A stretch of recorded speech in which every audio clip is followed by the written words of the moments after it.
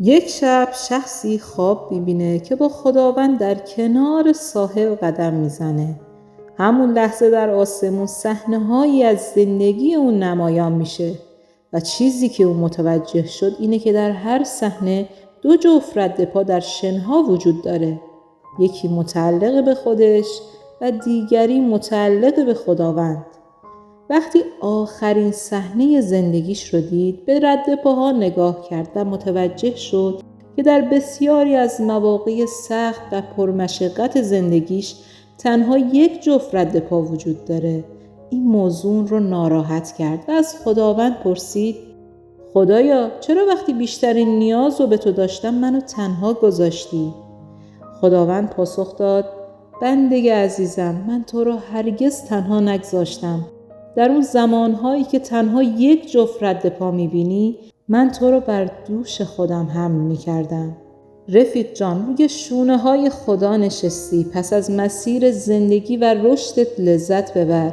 و این رو بدون وقتی از خدا صحبت میکنیم ممکنه واکنش های مختلفی ببینیم. مثلا وقتی در شرایط مالی بدی هستی، حرف از خدا میزنی، همه میگن پس کو خدا، خودت چرا هشتت گروی نهته؟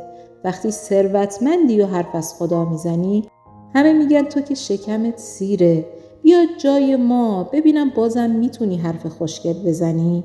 اما خدا همیشه همون خداست، هیچ وقت تغییر نمیکنه.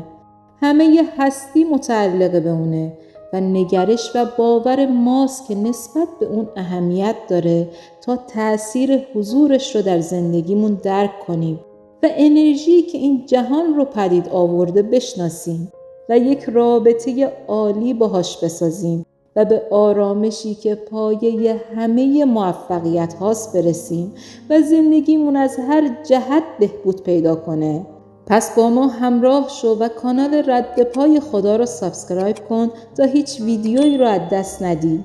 رفیق جان، فقط رو خدا حساب باز کن و به زمانبندی خدا اعتماد کن، چون خدا خیلی دوست داره و تو لایق این عشق هستی.